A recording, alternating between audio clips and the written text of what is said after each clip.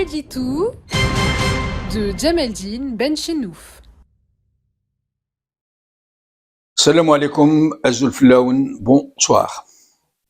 Sur cet aspect malsain et qui pèse lourdement sur les relations entre l'Algérie et la France, nous avions évoqué hier ce douloureux problème, pour le moins qu'on puisse dire, systématiquement glissé sous le tapis par l'une et l'autre partie, par l'État français et le régime algérien, de ce qu'il ne convient même plus d'appeler la diaspora algérienne pour des raisons d'une telle complexité que nous ne pourrons pas les évoquer ici où le temps imparti ne le permet pas. Mais nous allons l'aborder côté Algérie aujourd'hui, puisqu'hier nous l'avons un peu effleuré côté France. L'émigration vers ce pays, qui avait vraiment commencé vers les années 1920, était devenue de plus en plus massive à partir des années 50, en provenance des régions algériennes les plus peuplées, les plus pauvres. Hormis quelques-uns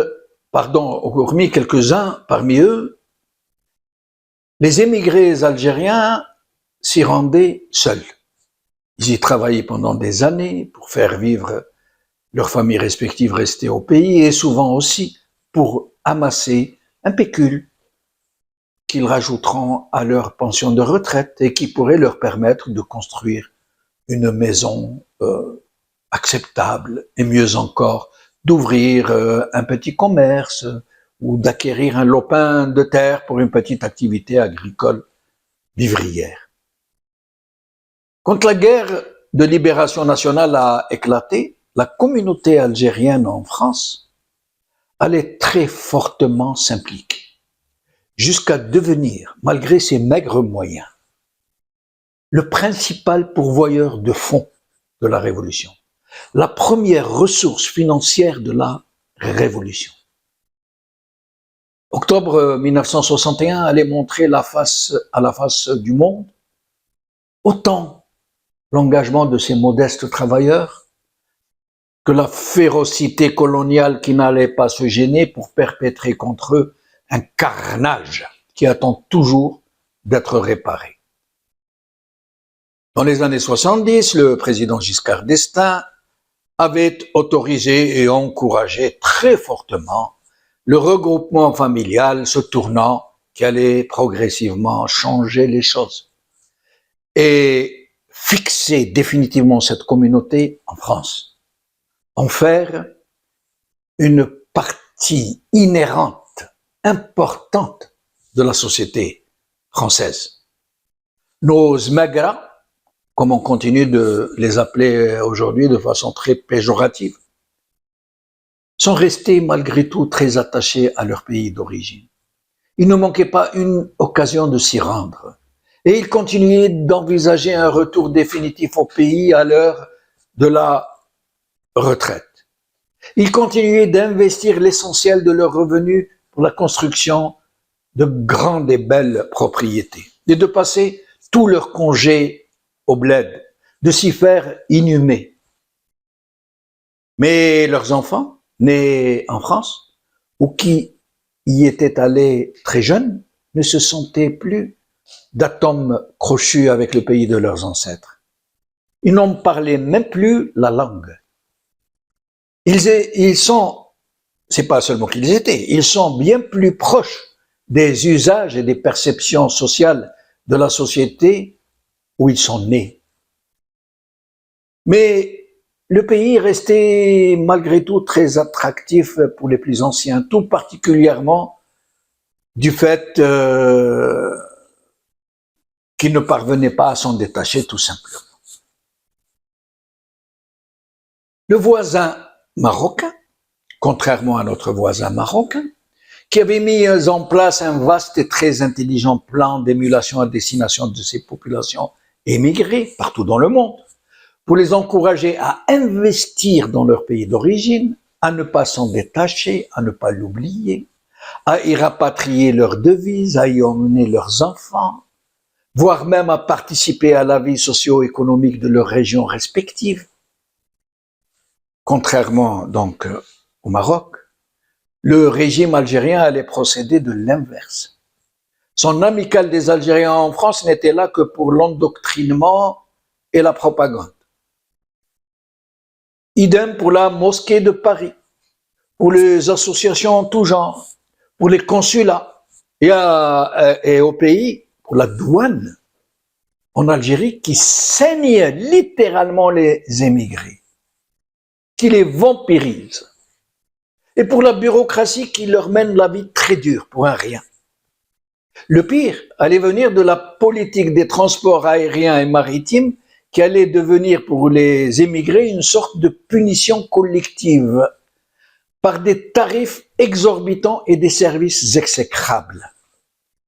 C'est dire que tout aura été fait pour fermer toutes les portes à cette communauté, au moment où elle avait besoin d'être reçue les bras ouverts, soutenue contre le racisme et la discrimination qu'elle subit en France, dotée de moyens pour lui permettre de s'organiser, pour mieux se défendre. Le régime algérien, malgré les moyens financiers colossaux dont il dispose, grâce à une manne pétrolière providentielle, allait juste tourner le dos à cette partie importante du peuple algérien et qui ne demande pourtant qu'à lui rester attaché et qui avait consenti tant de sacrifices pour sa libération. Même le rapatriement des dépouilles mortelles des gens qui décèdent en France, où les émigrés doivent compter sur leurs propres moyens, contrairement à nos voisins de l'Est et de l'Ouest, bien moins dotés que nous, et qui pourtant consentent des efforts pour venir en aide à leurs ressortissants les plus démunis.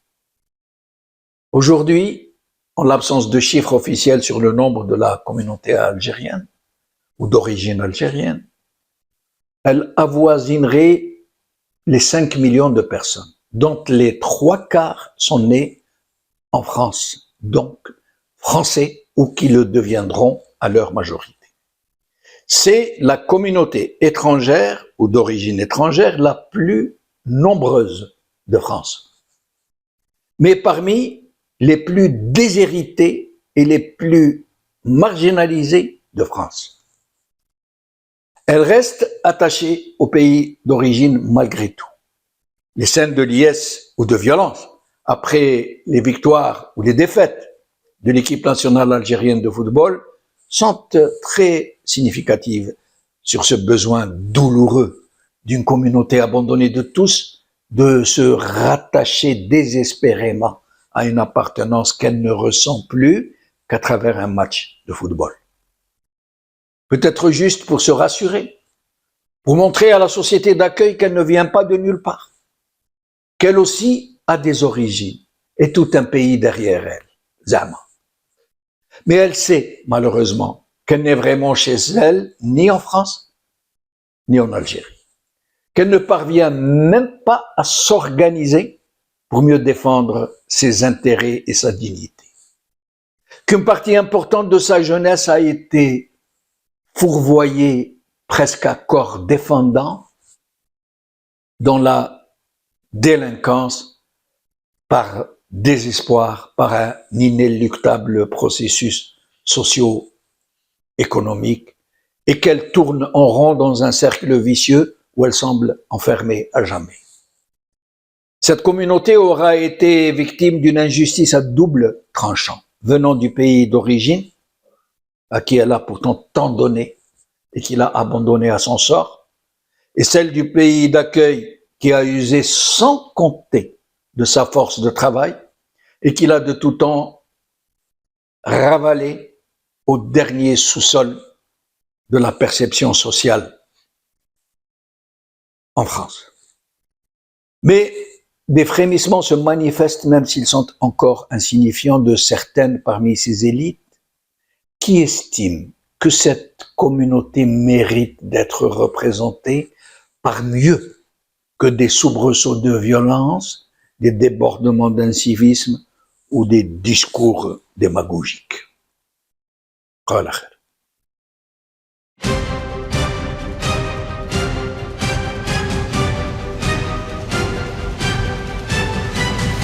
L'édito de Djemeldine Benchenouf.